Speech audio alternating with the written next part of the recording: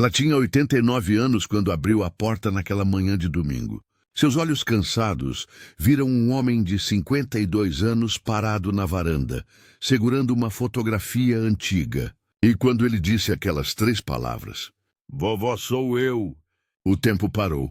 50 anos de busca, 50 anos de dor, 50 anos esperando por um abraço que parecia impossível. Prepare seu coração, porque esse reencontro vai te emocionar. Antes de continuarmos, deixe nos comentários de qual cidade e estado você está ouvindo essa história. Quero saber onde estão os corações que ainda acreditam em milagres. Era 1973.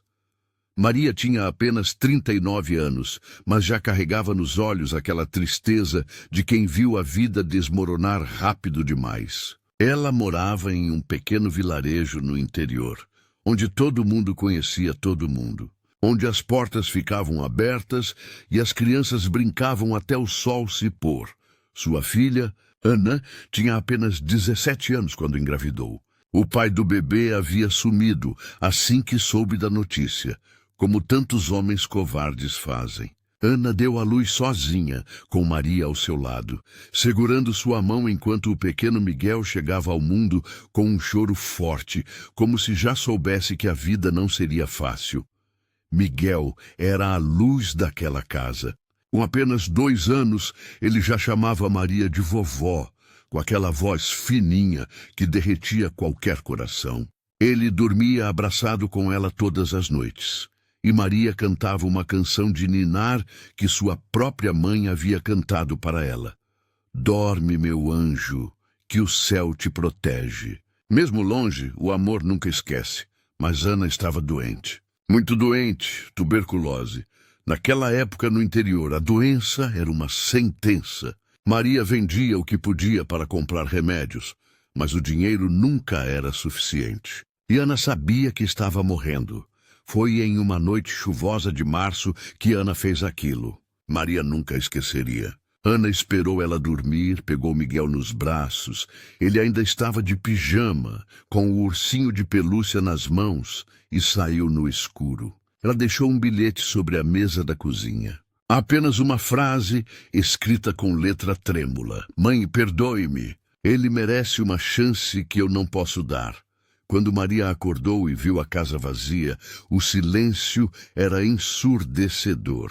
Ela correu pelas ruas molhadas, gritando o nome do neto, batendo em todas as portas. Ninguém tinha visto nada. Ana e Miguel haviam desaparecido como fantasmas na neblina. Maria procurou por semanas, meses, anos. Ela descobriu que Ana havia entregue Miguel para adoção em uma cidade grande, a mais de 300 quilômetros dali. Diziam que uma família rica havia levado o menino. Ana morreu 3 semanas depois, sozinha em um hospital público, sem nunca revelar para onde Miguel tinha ido. Maria não tinha dinheiro, não tinha carro, não tinha instrução, mas tinha algo que ninguém podia tirar dela: a esperança. Ela pegava ônibus, viajava horas, batia nas portas de orfanatos, delegacias, igrejas. Mostrava uma foto desgastada de Miguel, aquela em que ele sorria com o ursinho de pelúcia, e perguntava: "Você viu meu neto?" As pessoas olhavam com pena. Alguns diziam que ela deveria desistir, que o menino já tinha uma nova família, uma nova vida. "Deixa ele ser feliz", diziam. Mas como Maria poderia deixar para trás a única coisa que ainda a mantinha viva? Ela voltava para casa de mãos vazias todas as vezes. Sentava na mesma cadeira de balanço onde Miguel costumava dormir no seu colo e chorava em silêncio. A casa estava sempre arrumada, como se ele pudesse voltar a qualquer momento. O quarto dele permanecia intocado. Os brinquedos no lugar, a caminha feita, o ursinho de pelúcia que ele havia esquecido ainda estava ali, esperando. Os anos passaram. Maria envelheceu. Seus cabelos ficaram brancos. Suas mãos começaram a tremer. Mas ela nunca parou de acender uma vela toda noite e rezar: "Senhor, deixe eu abraçá-lo só mais uma vez. Só mais uma vez." Enquanto isso, do outro lado daquela distância, Miguel crescia sem saber quem ele realmente era. A família que o adotou era rica, mas fria. Ele tinha tudo que o dinheiro podia comprar, mas nunca teve o que o coração precisa: amor verdadeiro. Eles mudaram seu nome para Eduardo. Disseram que seus pais biológicos haviam morrido em um acidente. Disseram que ele deveria ser grato por ter sido salvo. Miguel, agora Eduardo, cresceu sentindo um vazio que não conseguia explicar. Era como se uma parte dele estivesse faltando. Ele tinha pesadelos recorrentes. Sonhava com uma voz de mulher cantando uma canção de ninar. Sonhava com o cheiro de bolo de milho. Sonhava com uma casa pequena, com uma cadeira de balanço, com um jardim cheio de flores. Mas quando acordava, tudo desaparecia. Aos 18 anos, ele descobriu por acidente que era adotado. Encontrou os papéis escondidos em uma gaveta trancada. Seu mundo desmoronou. Tudo era mentira. Seu nome, sua história, sua identidade. Ele confrontou os pais adotivos, que confirmaram tudo com frieza. Você deveria agradecer. Nós te demos uma vida que você nunca teria, disseram. Mas Miguel não queria aquela vida. Ele queria a verdade. Durante anos, ele tentou buscar informações, mas as adoções antigas eram um labirinto de burocracia e papéis perdidos. Ele contratou investigadores, vasculhou arquivos, mas tudo levava a becos sem saída. Até que, aos 52 anos, ele encontrou algo, um nome. Uma foi um assistente social aposentado que finalmente abriu a porta. O homem tinha guardado cópias antigas de processos de adoção, contrariando todas as regras, porque acreditava que toda criança tem o direito de conhecer sua história. Ele entregou a Miguel uma pasta amarelada pelo tempo. Dentro havia documentos, certidões e uma fotografia. Era ele, com 2 anos, sorrindo, segurando um ursinho de pelúcia. No verso escrito à mão estava: Miguel, filho de Ana, neto de Maria, 1973. Miguel sentou no chão e chorou como não chorava desde criança. Ele tinha um nome verdadeiro. Ele tinha uma avó, e de repente aqueles sonhos faziam sentido. A canção de ninar, o cheiro de bolo de milho, a cadeira de balanço. Não eram apenas sonhos, eram memórias. O assistente social lhe deu o último endereço conhecido de Maria. Mas isso foi há décadas. Ela pode ter mudado. Pode ter falecido, ele avisou. Miguel não se importou. Ele precisava tentar. Ele viajou de carro por 6 horas até aquele pequeno vilarejo do interior. Quando chegou, o sol estava nascendo. As ruas eram de terra batida. As casas eram simples, pintadas de cores vivas. Ele perguntou a um senhor que varria a calçada: "O senhor conhece uma Maria que morava aqui?" Ela teria por volta de 89 anos agora. O senhor parou e olhou para ele com curiosidade. "Dona Maria? Todo mundo conhece Dona Maria. Ela mora ali, naquela casa azul com flores na frente. Mas por que você quer saber?" Miguel não respondeu. Seus pés já estavam andando sozinhos. Quando ele parou na frente daquela casa, seu coração batia tão forte que ele pensou que fosse explodir. A casa era pequena, bem cuidada, com um jardim cheio de rosas vermelhas. Na varanda, uma cadeira de balanço. A mesma cadeira dos seus sonhos. Ele subiu os 3 degraus de madeira. Sua mão tremeu ao bater na porta. Dentro, ele ouviu passos lentos, arrastados. A porta se abriu devagar e ali estava ela. Uma mulher pequena, curvada pelo tempo, com cabelos completamente brancos presos em um coque.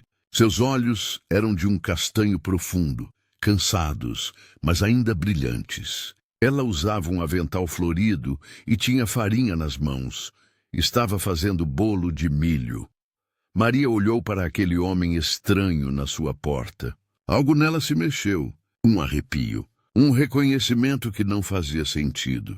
Miguel tirou a fotografia do bolso. Suas mãos tremiam tanto que ele quase a derrubou. Ele mostrou para ela. A senhora. "Conhece esse menino?" Maria pegou a foto. Seus olhos se arregalaram. Ela levou a mão à boca, abafando um grito. Suas pernas fraquejaram e Miguel a segurou pelos braços. Esse é o meu Miguel, ela sussurrou com a voz quebrada. Vovó, ele disse, e sua voz saiu como um choro preso há 50 anos. Sou eu. O tempo parou. O mundo inteiro parou. Maria olhou para aquele homem, para aqueles olhos que ela conhecia desde que eram pequenos, para aquele rosto que carregava as marcas da sua filha Ana. E então ela entendeu. O impossível havia acontecido. Ela soltou um choro que vinha de um lugar tão profundo que parecia ter 50 anos de idade. Ela abraçou Miguel com uma força que ninguém esperaria de uma senhora de 89 anos. Ela acariciou seu rosto, seu cabelo, como se precisasse ter certeza de que ele era real. Eu sabia, ela chorou. Eu sempre soube que você voltaria. Eu nunca parei de esperar. Miguel afundou naquele abraço. Ele sentiu o cheiro que estava nos seus sonhos, sabonete de ervas e bolo de milho. Ele ouviu aquela voz cantando baixinho no seu ouvido. Dorme, meu anjo, que o céu te protege. Mesmo longe, o amor nunca esquece. E pela primeira vez em 50 anos, Miguel sentiu que estava em casa. Maria o levou para dentro.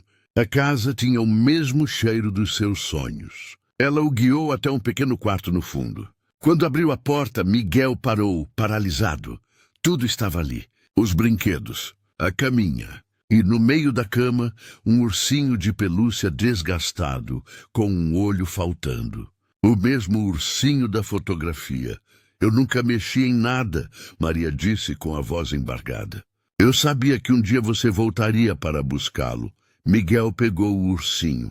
Ele o apertou contra o peito e chorou, como aquele menino de 2 anos que tinha sido tirado dali. Todas as lembranças voltaram como uma onda. A cadeira de balanço, a canção de ninar, o cheiro de bolo, a sensação de segurança, de ser amado incondicionalmente. Eu senti sua falta todos os dias, Maria disse, sentando na beirada da cama. Mas eu nunca perdi a fé.